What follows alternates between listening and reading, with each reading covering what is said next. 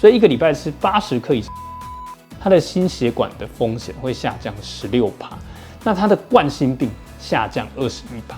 我们都知道吃太多肉类、糖类或是一些精致谷物容易让血糖飙高，但你知道吃什么东西可以降血糖吗？就包含蔬菜、水果、鱼类、坚果以及低脂的奶制品。而我们今天就要来跟大家分享7种蔬果，让你的血糖可以更平稳。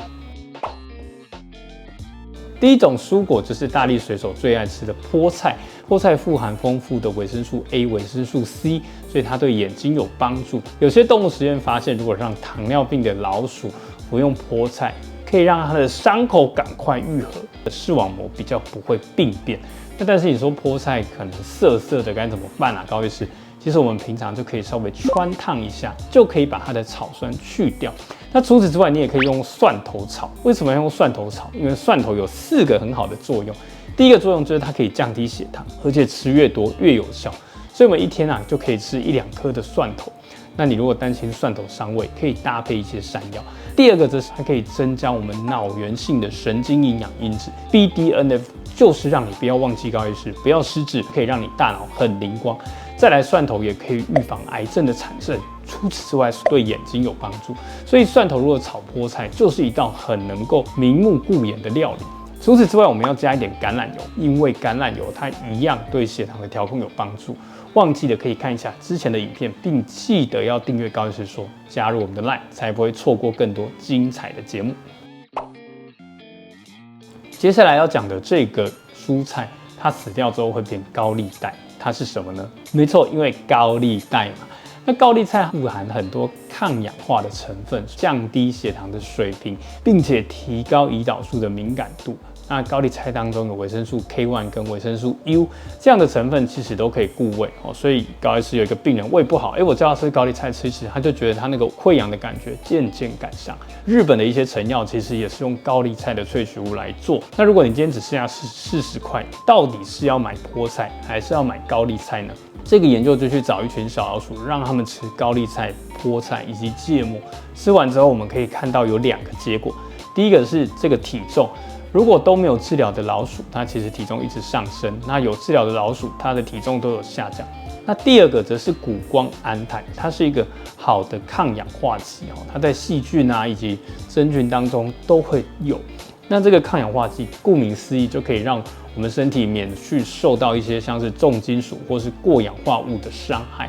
那所以谷胱氨肽比较高，理论上可以比较预防糖尿病的一些氧化的压力。答案就是高丽菜，它效果最好。好，所以剩40块的时候，我们就可以吃高丽菜。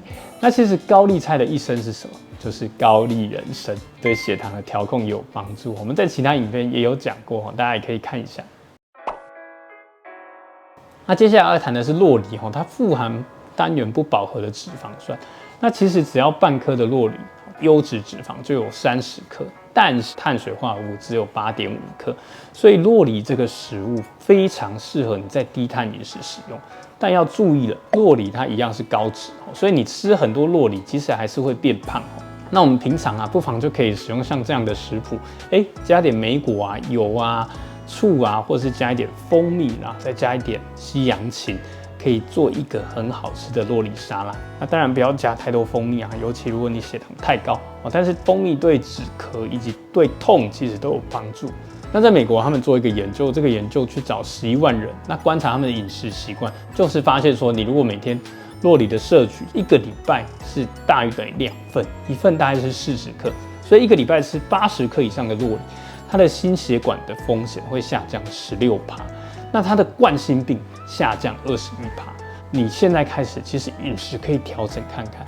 我们如果有在吃，不管是一些乳酪或者是吃一些加工的肉类，或者是吃一些奶油，这个时候我们可以用等量的酪梨来把它取代，就可以降低心血管疾病的风险。所以1天1苹果，医生远离我；1天1酪梨，怎样？心脏科远离我。那高医师在这里要跟大家分享7个进食的方法。第一个就是要先喝水，因为水可以增加饱足感，就不会吃太多。第二个则是可以先吃蔬菜，就吃我们刚刚这些蔬菜一样，增加纤维延缓血糖的上升跟食物的吸收。再来可以先吃一点蛋白质，到底要先吃菜还是吃肉？先吃肉还是吃菜？并没有一个很明确的定论，但是重点就是后面再吃低 GI 的食物，比如说我们可以吃一点糙米，或者是吃一些全麦面包，才不会让血糖太高。那再来，我们吃东西要控制分量，所以我们跟日本人一样吃饭可以用一个小碗，因为小碗不知不觉行为治疗，你就不会吃太多。饭后除了去付钱，最好在外面稍微走一走，走个15分钟，可以增加身体对血糖的利用。那最后就是要慢慢吃。研究已经发现说，我们吃20分钟跟吃10分钟，其实血糖的波动是不一样的。吃慢一点，血糖不会波动那么高。除此之外呢，我们还有一件很重要的事，就是我们在吃的时候一定要遵守这个顺序。就算你吃10分钟吃很快，但是你先吃菜，过15分钟之后，你再留下一点肉跟饭一起吃，你的血糖也不会比你先吃饭来的还要高哦。平常你可能很常在补充一些益生菌，其实这个研究图表就告诉我们说，我们如果多吃一些蔬菜，它就可以增加肠道菌丛的丰富度，所以我们其实不用一直补充益生菌，我们可以多吃蔬菜，不知不觉当中，你肠道菌丛就会变得更丰富。那在2022年，一项针对22个研究的分析，就发现说吃蓝莓跟蔓越莓可以降低糖尿病患者的空腹血糖跟糖化血色素。那这些浆果它其实对血糖是有一定的帮助，一方面是它有纤维，再来它很好吃，所以你会一直想吃啊。那再来这些浆果它有一些抗氧化跟抗发炎的成分，就像黄酮类，所以对血糖调控有帮助。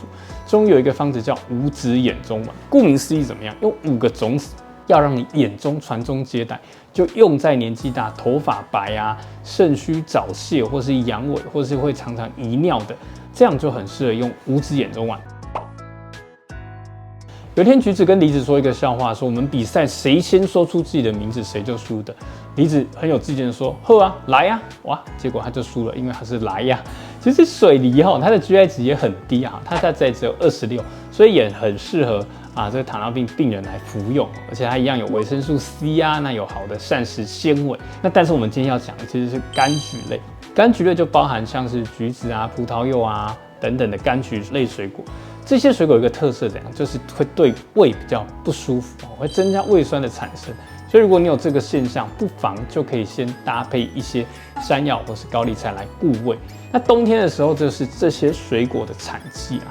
那其实它 GI 值比较低，所以对糖尿病病人来讲也不错。而且柑橘类的水果，它有一些抗氧化剂，就像是柚皮素，它是一种类黄酮，有这个很强大的抗糖尿病的特性。正所谓种瓜得瓜，种豆什么得漂亮的血糖。豆类它一样富含纤维，所以如果血压高的人也可以多吃一点豆类，还可以利水，还有像钾、铁啊、锌啊这些成分，其实对血糖跟身体的健康都很好。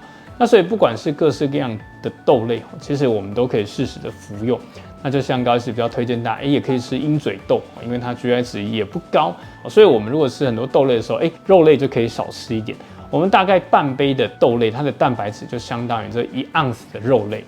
那如果觉得吃豆类太麻烦，我们就可以去买一些罐装的罐头。那但是如果它太咸的话，记得要先稍微过水一下，那因为这样会比较方便。